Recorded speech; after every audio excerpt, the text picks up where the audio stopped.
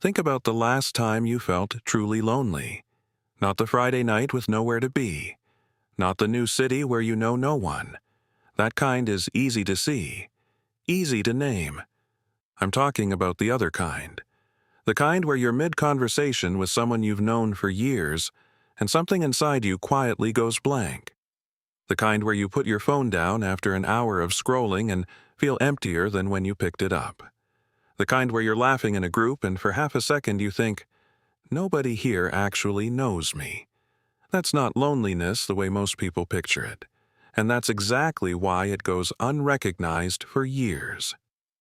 John Cacioppo spent 30 years at the University of Chicago studying loneliness before he died in 2018. His central argument was this: loneliness isn't a social failure. It's a biological signal, as precise and purposeful as hunger or pain.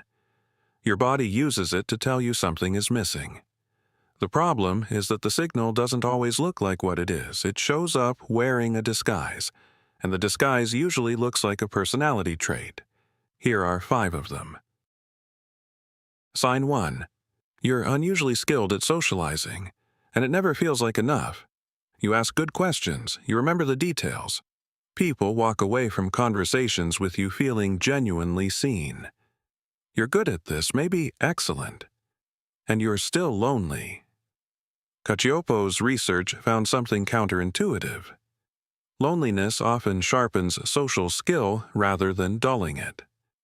Lonely individuals become hyper-attuned to other people, reading tone, noticing micro-expressions, calibrating their behavior in real time. They work harder at connection because, on some level, they've learned that connection isn't guaranteed. But here's what that creates. You've become skilled at the performance of being known without ever achieving the thing itself. You give a lot in every conversation. You leave having given everything and received nothing that actually lands. It doesn't feel like loneliness. It feels like being tired after socializing, like preferring to be alone afterward, like wondering why other people seem to find this effortless when it costs you so much. It's not introversion, it's the exhaustion of performing connection perfectly and still going home empty. Sign 2. You use media as company, not entertainment. Think about why you actually put something on at night, not the shows you plan ahead for, the ones you throw on when everything else is done, the podcast playing while you do dishes, the familiar show you've seen 4 times, the YouTube channel running in the background even when you're not really watching. You're not a passive consumer, you're lonely. Psychologists call this parasocial interaction. The relationship your brain forms with media figures it encounters repeatedly. Research published in Social Psychological and Personality Science found that people who feel rejected or excluded turn to familiar fictional characters to restore a sense of belonging. The mechanism is real.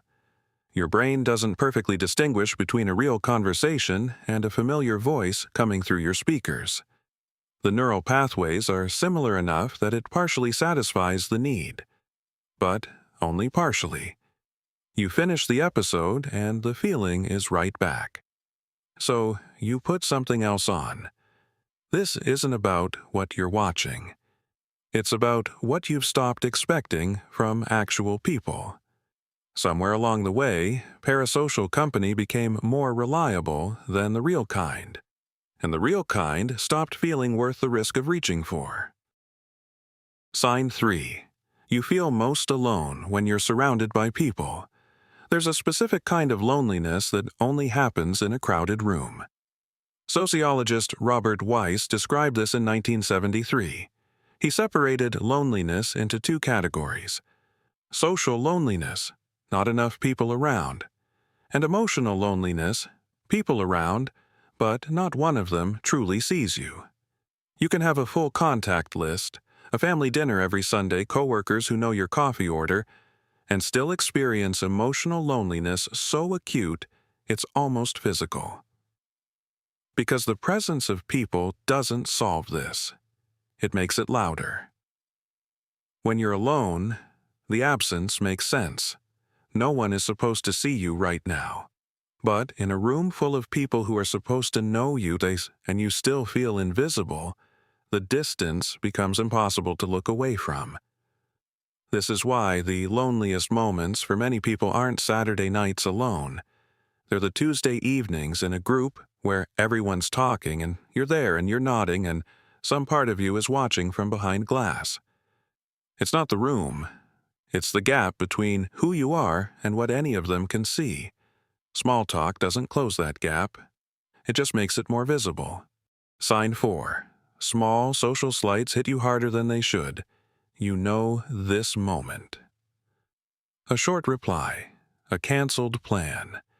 Someone who talked over you once, maybe twice. Something inside you fires up that is clearly out of proportion to what happened. You rationalize it. You're tired, they're stressed, you're probably overthinking. But Cacioppo's lab studied exactly this. They measured how lonely and non-lonely individuals interpret ambiguous social signals. A neutral expression, a brief response, a pause in conversation. Consistently, lonely individuals read more threat into the exact same cues. He called it social hypervigilance, not a personality flaw. A nervous system recalibrated by experience to treat social uncertainty as danger. When connection has felt unreliable for long enough, your brain starts scanning for the moment it disappears. The result is that things that slide off other people stick to you. An unopened message at the wrong hour. An invite that never came. A comment that won't stop replaying. You don't overreact because you're oversensitive. You overreact because your brain has been quietly running calculations about whether you're truly included anywhere, and it's not arriving at a confident answer. Sign 5. You keep waking up in the middle of the night. This one surprised even the researchers who found it. Cacioppo's team tracked sleep across lonely and non-lonely individuals over several years. The difference wasn't just tiredness. Lonely people showed measurably more fragmented sleep, more micro-awakenings through the night, less time in deep, restorative phases. The explanation is evolutionary, not psychological. For hundreds of thousands of years, being separated from your group was one of the most dangerous situations a human could be in. Predators, exposure, violence. An isolated person who slept too deeply didn't survive. So the brain evolved a response. When it detects social isolation, it keeps you lighter, easier to wake, harder to settle. Your modern brain receives that same signal, even inside a locked apartment in a city of millions, even when there's no real threat within 100 miles. Loneliness registers as danger, and you don't sleep deeply when you're in danger. You're not an insomniac. Your body is just running the same ancient protocol it always has. And at 3 a.m., in the dark, it's sounding the same alarm it would have sounded on the savannah. Here's what makes all of this so hard to catch. None of these feel like loneliness. They feel like personality, like the way you're wired, like just who you are, and because they don't look like loneliness, most people carry them for years without naming them. They assume it's a character trait. They assume other people don't feel this way. They assume they're just harder to connect with than most, without ever asking why. Julianne Holt-Lunstad at Brigham Young University analyzed data from 3.5 million people across 70 studies and found that chronic loneliness carries the same mortality risk as smoking 15 cigarettes a day. Not dramatic isolation, the quiet kind. The kind that looks like being busy, being fine, being social enough. Not the Friday night alone, the Tuesday evening in a room full of people feeling like a stranger at your own life. You're not broken, you're not antisocial, you're not doing something wrong. You're carrying something that doesn't have a name. Most people will give it out loud. But you just gave it one.